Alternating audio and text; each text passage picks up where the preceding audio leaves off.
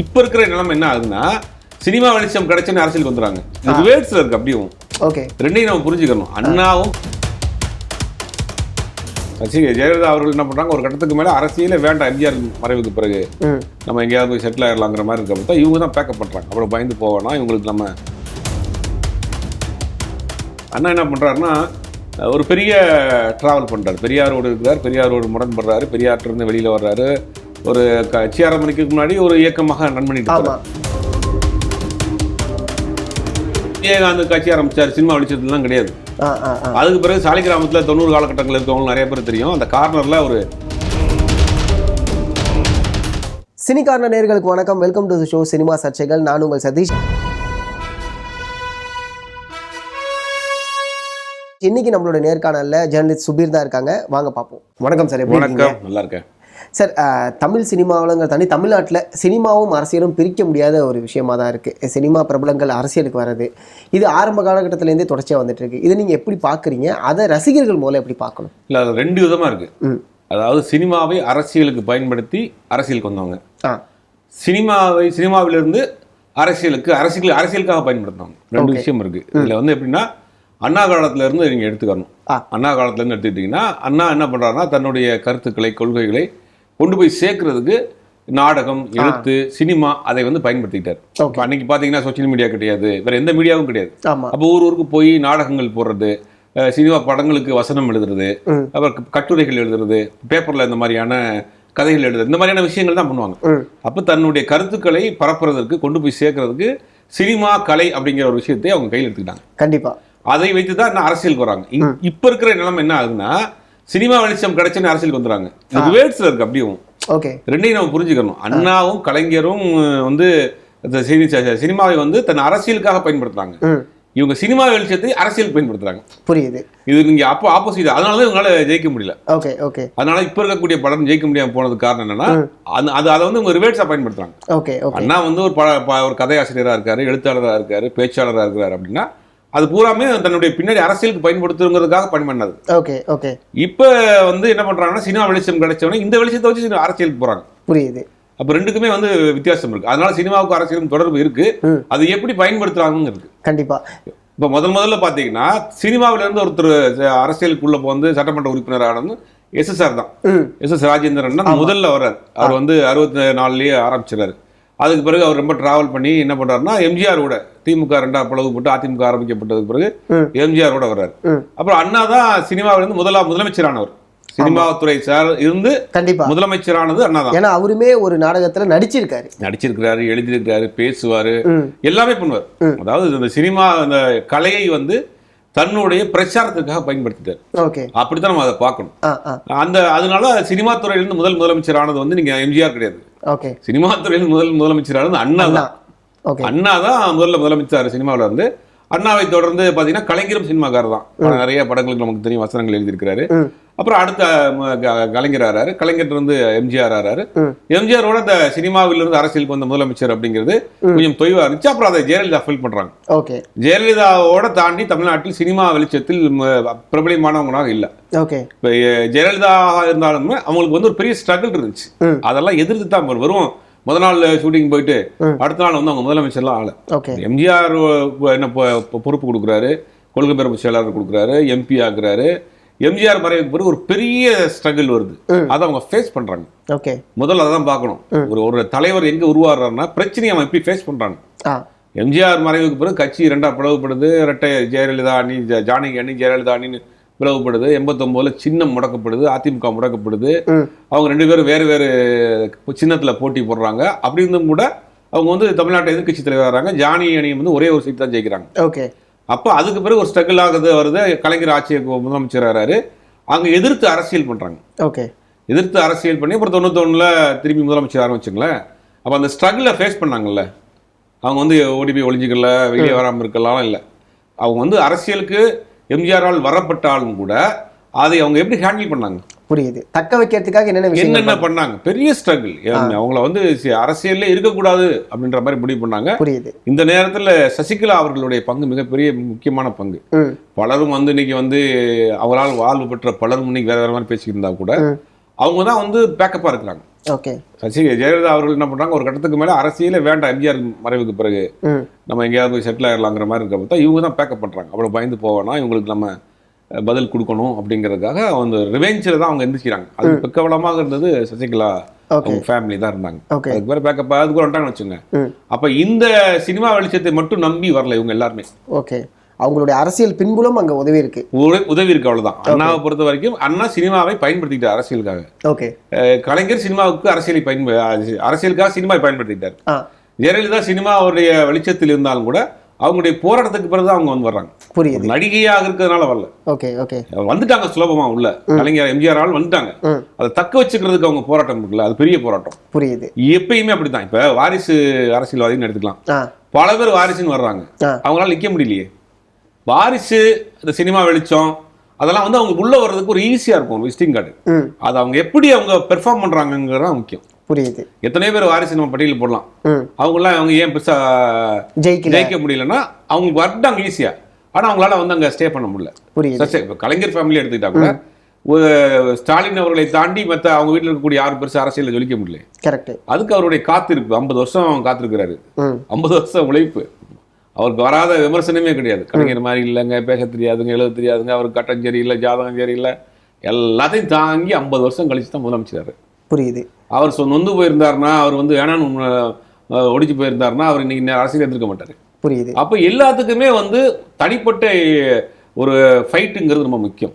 புரியுது. அதுதான் இங்கே பார்க்கணுமே. அவர் சினிமாவை வெளிச்சத்தில் வந்துட்டாரு, வாரிசுங்கிறதுனால வந்துட்டாருங்கிறதெல்லாம் யாருக்குமே அடையாளம் கிடையாது. புரியுது. உள்ள வந்தாலும் அவங்க எப்படி பெர்ஃபார்ம் பண்றாங்கிறதான் பார்க்கணும். புரியுது. ஒரு சினிமா நடிகருக்கு ரசிகர் கூட்டம் அப்படிங்கிறது அரசியலுக்கு எந்த அளவுக்கு முக்கியமா இருக்கு?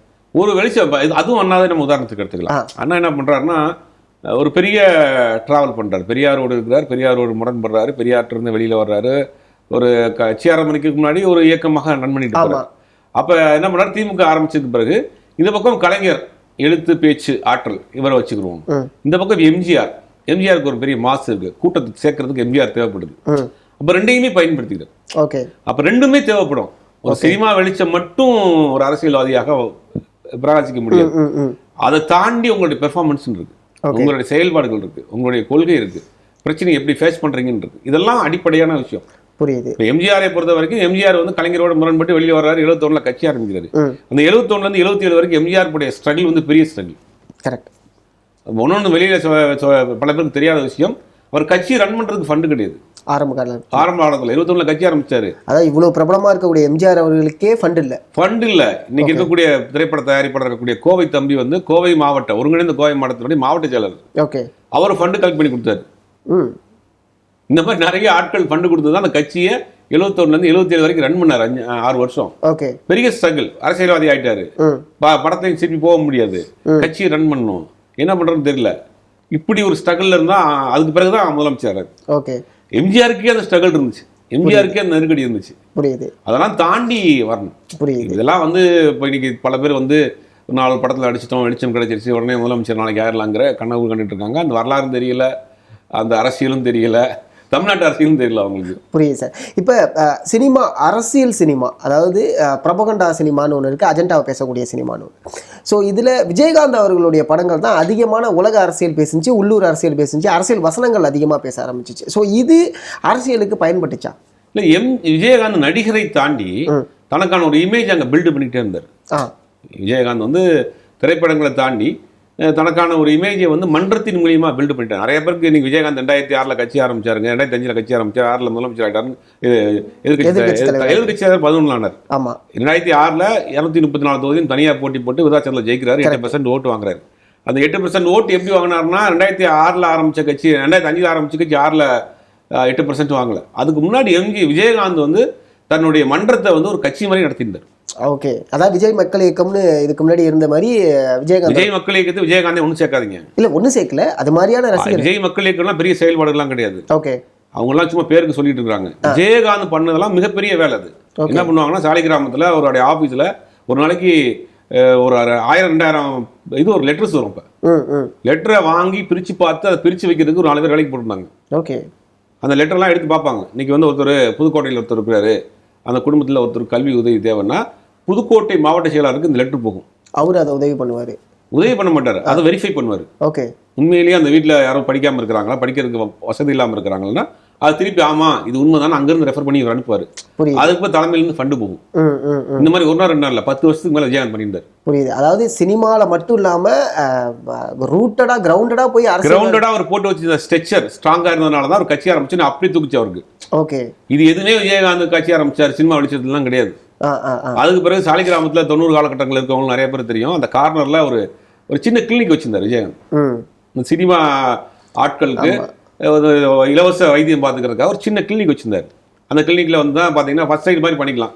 ஒரு ஃபீவரா இருக்கு, ஒரு டிசென்ட்ரி மாதிரி இருக்குங்கிறதுனால இன்ஜெக்ஷன் போட்டுக்கலாம், ஃபர்ஸ்ட் எய்ட் மாதிரி பண்ணிக்கலாம்.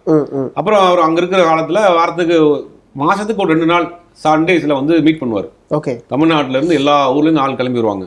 அந்த ஏரியா ஃபுல்லாக கார் நிற்கும். இவர் 4 மணி நேரம் 5 மணி நேரம் எல்லாரோடய ஃபோட்டோ எடுத்துக்கிட்டு இருப்பாரு, எல்லாரும் கூட சாப்பாடு கொடுப்பாரு, பார்த்துட்டு போவாங்க. அது உங்களுக்கு இது இந்த மாதிரி கிரவுண்ட் லெவலில் அவர் போட்டுருக்காரு. ஓகே, 4 மணி நேரம் நிற்பாருங்க சண்டே. புரியுது. 4 மணி நேரம் சலிக்காம மக்களை சந்திச்சுக்கிட்டு களப்பணியிலே இருந்தவர்னால தான் விஜயகாந்த் கட்சி ஆரம்பிச்ச பிறகு 8% வாங்க முடிஞ்சு. புரியுது. விஜயகாந்த் சினிமா வெளிச்சத்துலாம் வரல. ஓகே, சினிமா விஜயகாந்தாவெல்லாம் வரல. சினிமாவில் சம்பாரிச்சதை மக்களுக்கு போட்டு அதை ஒரு பேஸ் மட்டும் போட்டு ஸ்ட்ராங் பண்ணிட்டு அப்புறம் அரசியல் கட்சி ஆரம்பிச்சார். ஓகே, ஒரு நடிகரோட படத்தில் அரசியல் வசனம் இல்லை அந்த படமே ஒரு அரசியல் சாயம் இருக்கக்கூடிய படமாக இருக்கிறதுக்கான காரணம் அவருடைய அரசியல் பார்வையா இல்லை அரசியலுக்கு வரணுங்கிற எண்ணம்? அந்த மாதிரி அவங்களுக்கு முன்னாடியே வந்துடுது. நேருக்கு அண்ணா சொன்னோம்னு வச்சுங்களேன், அண்ணா வந்து அரசியல் வசனங்களை பேச ஆரம்பிச்சார். பராசக்தி படம் எடுத்துக்கிட்டீங்க, இந்த பராசக்தியில் பழைய பராசக்தி கலைஞர் எழுதுறாருன்னா ஒரு அப்போதான் அப்கமிங் ஒரு ரைட்டர் கலைஞர். ஆமாம், ரைட்டராக இருந்தாலுமே அந்த படத்தில் சமூக நீதி கருத்துக்களை பேசுறது, பெண்ணடிமைத்தனத்தை எதிராக பேசுறது, மூட நம்பிக்கை எதிராக பேசுறது, அப்போ அங்கங்க தன்னுடைய கொள்கையை அங்கே வச்சுக்கிட்டே இருப்பாங்க. அண்ணாவாக இருக்கட்டும், கலைஞராக இருக்கட்டும். எம்ஜிஆர் அதை ரொம்ப ஸ்டாண்டர்டாக மெயின்டைன் பண்ணார். எம்ஜிஆர் வந்து பார்த்தீங்கன்னா எந்த படத்துலையுமே தம் அடிக்கிற மாதிரியோ தண்ணி அடிக்கிற மாதிரியோ இந்த மாதிரி ஆபாச வசனங்களோ பெண்களை இழிவுபடுத்துற மாதிரியான காட்சி பண்ணவே இல்லை. அவர் ஒரு பில்டப் பண்ணிட்டே இருக்கார். ஒரு கட்டத்துக்கு மேலே எம்ஜிஆர் முடிவு பண்ணிட்டார், நம்ம அடுத்து நெக்ஸ்ட் வந்து பொலிட்டிக்கல் தான் அப்படின்ற மாதிரி முடிவு பண்ண பிறகு அந்த மாதிரி கதைகளை தேர்ந்தெடுத்து நடிக்க ஆரம்பிச்சார். ஓகே, அது ஒரு இமேஜ் அப்படியே கூட்டி வருது. அது வந்து ஒரு நல்ல விஷயமும் கூட. புரியுது. இப்போ நீங்க ஒரு நடிகரை பார்த்து நீங்க ட்ரெஸ் பண்ணிக்கிறீங்க, ஹேர் கட் பண்ணிக்கிறீங்க, அப்புறம் மாதிரி என்னென்ன பண்ணுவீங்களோ அதெல்லாம் திருப்பி பண்ணுவீங்க. அது ஒரு இது. அப்போ எம்ஜிஆர் என்ன பண்றாருன்னா, நம்மளுக்கு பின்னாடி ஒரு கூட்டம் வருது, அவன் நம்ம என்ன செஞ்சாலும் செய்வான், அவனை அரசியல் வயப்படுத்தணும், அவனை அரசியல் முதல்ல அவனை மனுஷனாக்கணும்.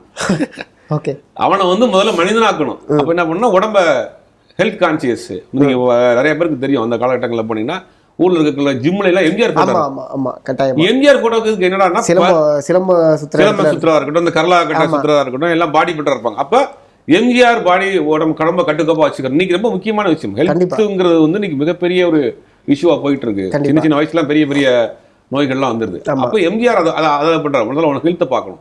அப்போ தன்னை வந்து ஒரு எக்ஸசைஸ் பண்ணக்கூடிய, பாடி பில்ட் பண்ணக்கூடிய, ஒரு ஒழுக்கமா இருக்கிற மாதிரியான ஒரு இமேஜ் கட்டமைக்கிறாரு. அதை அப்படியே ஃபாலோ பண்றாங்க எம்ஜிஆர் ரசிகர்கள். அப்போ படங்கள்ல வந்து இரட்டையர்த்த வசனங்கள், தம் அடிக்கிற காட்சிகள், தண்ணி அடிக்கிற காட்சிகள் தவிர்க்கிறாரு. அப்போ எம்ஜிஆரை ஒரு கிளீன் இமேஜா காட்டுறாரு. அப்போ அவங்க பின்னாடி ஃபாலோ பண்றவங்க அதே மாதிரி ஃபாலோ பண்றாங்க. ஓகே, அப்போ இதெல்லாம் வந்து படத்தின் மூலியமா அவர் வந்து சொல்லிட்டே இருக்காரு. ஒரு இன்ஜெக்ட் பண்ணி கொண்டு வந்து தான் அவர் அப்படியே ஒரு அரசியல் கட்சியா மாத்துறாரு. ஓகே, இதெல்லாம் வந்து அவங்களுக்கு கை கொடுத்துச்சு அந்த காலத்துல. இப்போ அது எவ்வளவு தூரம் ஒர்க் அவுட் ஆகும்னு தெரியல. புரியுது. அதே மாதிரி இப்ப சமீபத்தில் அவர்கள் சுந்தர்சி அவர்கள் வேட்பாளராக அறிவிச்சிருந்தாங்க. ஸோ அவருக்கான வரவேற்பு அப்படிங்கிறது அவர் பிரச்சாரம் போகும்போது பார்க்க முடிஞ்சு. அதை நீங்க எப்படி பாக்குறீங்க? இல்ல, சுந்தர்சி அவர்களை பொறுத்த வரைக்கும் மதுரை வந்து அவருக்கு ஒரு புதிய களம். அவர் அதிமுக கூட்டணியில அங்க போடுறாரு. ரெட்டலைக்கு அப்படிங்கிறது தென் மாவட்டங்கள் ரெட்டலைக்கான ஒரு மாஸ் இருக்கு. சுந்தர்சியை காட்டும் ரெட்டலை அதிமுக அப்படிங்கிறது அங்க ஒரு ஸ்ட்ராங்கான இருக்கும். மதுரையை பொறுத்த வரைக்கும் இன்னமும் வந்து அதிமுகவுக்கான செல்வாக்கு ஓரளவுக்கு இருக்குதான் செய்யுது. பட் அங்க எடுத்து நிக்கிற கேண்டிடேட் இருக்கார் இல்லையா, பிடிஆர், அவருக்கு பெரிய செல்வாக்கு. அவர் கட்சி, சாதி, மதங்களை தாண்டி அந்த குடும்பத்துக்கான ஒரு பிராண்ட் இருக்கு. அதை எதிர்த்து ஒரு களத்தில் களமாட வேண்டிய கட்டாயத்தில் இருக்கிற ஒரு பெரிய சேலஞ்சு தான். அது எப்படி வரப்போகுதுங்கிறது தெரியல. புரியுது. ஏன்னா இப்ப தொடர்ச்சியா ஒரு ரசிகர், ஒரு நடிகருமே ஏதாவது ஒரு சினிமா அரசியல் வசனத்தை சினிமாக்குள்ள வைப்போம், இல்ல அந்த படத்தையே கொஞ்சம் அரசியலா பேசுவோம், ஒரு பொலிட்டிக்கல் சட்டையர் படத்தை பண்ணுவோம், அது வசூல் ரீதியா வெற்றி தருது அப்படிங்கிறத தாண்டி ஏதோ ஒரு அஜெண்டாவை, ஹிடன் அஜெண்டாவை கொடுப்போம் அப்படிங்கிற மாதிரி இருக்கு. அதை நீங்க எப்படி பாக்குறீங்க? இல்ல, இப்பதான் அந்த மாதிரி வந்திருக்கு. முதல்ல சினிமாவை வந்து நம்ம வந்து ஒரு கலையா பொழுதுபோக்கா தான் பார்த்துட்டு இருந்தோம் இல்லையா. இப்போ அது அரசியலுக்கு ஒரு ப்ரொபகண்டா மூவியாக அதை பண்றாங்க. பெரிய அளவில் ஃபண்ட் பண்ணி பொலிட்டிக்கல் பேக்ரவுண்ட்ல இருந்து அதை வந்து புஷ் பண்ணி அதை கொண்டு வந்து ஒரு ப்ரொபகண்டாவாக பண்றாங்க. அந்த மாதிரி படங்கள் தென்னிந்தியாவில் பெருசாக அந்த படங்கள் போறதில்ல. ஒரு சில படங்களை தவிர, குறிப்பாக தமிழ்நாட்டில் அந்த படங்கள் அந்த மாதிரியான அஜெண்டா பேஸ்ல வர படங்களை மக்களே நிராகரிச்சுறாங்க. ஓகே, அது தெரிஞ்சிருது. சாதி ரீதியான படமா இருக்கட்டும், மத ரீதியான அஜெண்டா படமா இருக்கட்டும், நிறைய படம் நம்ம பார்க்குறோம். தமிழ்நாட்டில் பெருசாக எடுப்படாது. ஓகே, அவங்க தமிழ்நாட்டை பொறுத்த வரைக்கும் சினிமாவை ஒரு பொழுதுபோக்கா பார்க்குறாங்க. என்டர்டைன்மெண்ட் 2 மணி நேரம் நான் படம் பார்க்குறேன். ரெண்டாவது உலக படங்கள் பார்க்க ஆரம்பிச்சிட்டாங்க. நீங்கள் திருப்பி வந்து பழைய கதையை சொல்லி வன்மத்தை வசத்துக்கிட்டு அந்த மாதிரி பண்ணுறது எதுக்கு? நான் காசு கொடுத்து எதுக்கு அதை போய் நான் பார்க்கணும்னு நினைக்கிறேன். புரியுது. எனக்கு ஒரு 2 மணி நேரம் பொழுது போன நான் இங்கிலீஷ் படம் பார்க்குறேன், ஜப்பானீஸ் படம் பார்க்குறேன், ஸ்பானிஷ் படம் பார்க்குறேன், மலையாள படம் பார்க்குறேன், தமிழ் படம் பார்க்குறேன். இந்த நேரத்தில் எதுக்கு வன்மத்தாக கேட்கக்கூடிய படத்தை நான் பார்க்கணும் அப்படின்னு அந்த படத்தை ஒட்டுமொத்தமாக வர்றாங்க. தமிழ்லேயே சில படம் எடுத்துறாங்க, அந்த படம் பெருசாக போலையே. ஓகே, அதை தாண்டி ஒரு அரசியல் கட்சி இல்லை ஒரு அரசியல் தலைவர் பக்கத்தில் ஒரு சினிமா ரசிகர் இல்லை ஒரு சினிமா பிரபலம் இருக்கட்டும் அப்படிங்கிற ஒரு பார்வை இருக்குது. அதை நீங்கள் எப்படி பார்க்குறீங்க? இல்லை, ஆரம்ப காலத்துலேருந்தே இருக்குது. இப்போ என்ன பண்ணுவாங்கன்னா, அதிமுக திமுகவில் நட்சத்திர பேச்சாளர்கள்னு ஒரு குரூப் இருந்துச்சு. அப்போ என்ன பண்ணுவாங்கன்னா, நீங்கள் உங்களுடைய கருத்துக்களை நீங்கள் மேடை போட்டு தான் சொல்லணும். பார்த்தீங்கன்னா சாயங்காலம் ஆச்சுன்னா மீட்டிங் நடக்கும். அதிமுக ஒரு ஏரியாவில், குறிப்பிட்ட ஊரில் ஒரு ஏரியாவில் அந்த இடத்துல வந்து அதிமுக மீட்டிங் போடுவாங்க. அந்த கட்சியினுடைய சிறப்பு பேச்சாளர்கள், நட்சத்திர பேச்சாளர்கள்லாம் வந்து மீட்டிங் போட்டு எதிர்கட்சி கிளிகளும் கிழிச்சிட்டு போவாங்க. அடுத்து ஒரு வாரம் கழிச்சு பார்த்தீங்கன்னா அதே இடத்துல திமுக தரப்புல வந்து அவங்க நட்சத்திர பேச்சாளர்னு போடுவாங்க. ஓகே, அப்போ அந்த ஃபைட்டே வந்து உங்களுக்கு மேடையில் தான் நடக்கும். புரியுது. இப்போ அது கிடையாது. நீங்க சோசியல் மீடியா வளர்ந்துருச்சு, சொற்பமா தான் அந்த மேடை கேட்கக்கூடிய ஆட்கள். அதுவுமே இன்னைக்கு கூட இருக்கக்கூடிய மேடை நிகழ்ச்சி எல்லாமே அந்த கட்சி ஆட்கள் தான் உட்கார வச்சு கேட்டுட்டு போறாங்க. பொதுமக்கள் இன்னும் கேட்கறதுக்கு டைம் இல்லை, போயிட்டே இருக்காங்க. இன்னைக்கு வந்து பிரச்சார களம் மாறிடுச்சு. சோசியல் மீடியா வந்துருச்சு, டிவி வந்துருச்சு, அந்த மாதிரியான களங்கள் மாறிடுச்சு. இப்போ அப்போ அதுக்கு பயன்படுத்திக்கிறாங்க. இப்போ விஜயகாந்த் வந்து அதிமுகவுக்கு போனார், அவங்க வடிவேல் வந்து திமுகவுக்கு வந்தார். அப்புறம் வந்துட்டு விஜயகாந்த் வந்து அங்கேருந்து வெளியே வந்தார் அதிமுகலேருந்து. விஜயகாந்த் கவுண்டர் கொடுக்கறதுக்கு, வடிவேல் கவுண்டர் கொடுக்கறதுக்கு சிங்கமுத்து போன்றவர்கள் உள்ள கொண்டு வச்சாங்க. அப்போ ஒவ்வொரு காலகட்டத்தில் அந்த சினிமா நட்சத்திரத்தை வச்சு கூட்டத்தை சேர்ப்பாங்க. ஒரு கூட்டத்தை இந்த ஊரில் இன்னைக்கு சிறப்பு பேச்சாளர் நல்லா அறிவார்ந்து பேசக்கூடிய ஒருத்தர் இருப்பார், அவர் பேரை போட்டு அந்த இடத்துல கூட்டம் சேராது. அப்போ அவரோட என்ன பண்ணுறாங்கன்னா, சிறப்பு பேச்சாளர் நடிகர் சோன் நடிகர் நம்ம ஊருக்கு வர்றாருப்பா அப்படின்னு அதை பார்க்கறதுக்கு ஒரு கூட்டம் வரும். அந்த நேரத்தை அவரை உட்கார வச்சு அவர் 10 நிமிஷம் தான் பேசுவார். இங்கே போறாருல சிறப்பு பேச்சாளர் 1 மணி நேரம் பேசுவார். அப்போ இவர் மூலியமாக அந்த கூட்டத்தை சினிமா வெளிச்சத்தை காட்டி திரட்டிட்டு இந்த கருத்துக்களை சொல்லுவாங்க. ஓகே, ஸோ இது எல்லாத்துக்குமே அந்த சினிமா அப்படிங்கிறது தேவைப்படுது. சினிமா இப்போ எனக்கு அந்த மாதிரி பொதுக்கூட்டங்கள் நடக்கிறதுல, ஆனால் ஏதோ ஒரு வகையில் சினிமா நடிகர்களையுமே இப்போ யாரும் பயன்படுத்துறது இல்லை அரசியலுக்கு. பார்த்தீங்கன்னா பெரும்பாலான கட்சிகள். ஓகே, ஏன்னா அந்த ஒரு கூட்டத்தை சேர்க்கறதுக்கு இப்போ தேவையில்லை. இன்னைக்கு அவங்களுடைய கருத்துக்களை சோசியல் மீடியாவிலேயே சொல்லிட்டு போறாங்க. அப்படிங்கிறனால இப்போ அந்த வெளிச்சம் தேவையில்லை. அதனால அவங்களுக்கான வேலை வாய்ப்பும் குறைஞ்சிருக்கு. புரியுது சார், ரொம்ப நன்றி சார். உங்களோட நேரத்தை எனக்கு கொடுத்ததுக்கு மிகப்பெரிய ஒரு நன்றி சார். இன்னைக்கு நம்மளுடைய சினிமா சர்ச்சைகளில் சுபீர் சார் கிட்ட நிறைய விஷயங்களை கேட்டு தெரிஞ்சுக்கிட்டோம். இதே மாதிரி இன்னொரு சினிமா சர்ச்சைகளில் உங்களை வந்து சந்திக்கும் வரை உங்களிடமிருந்து விடைபெறுவது உங்கள் சதீஷ். நன்றி, வணக்கம்.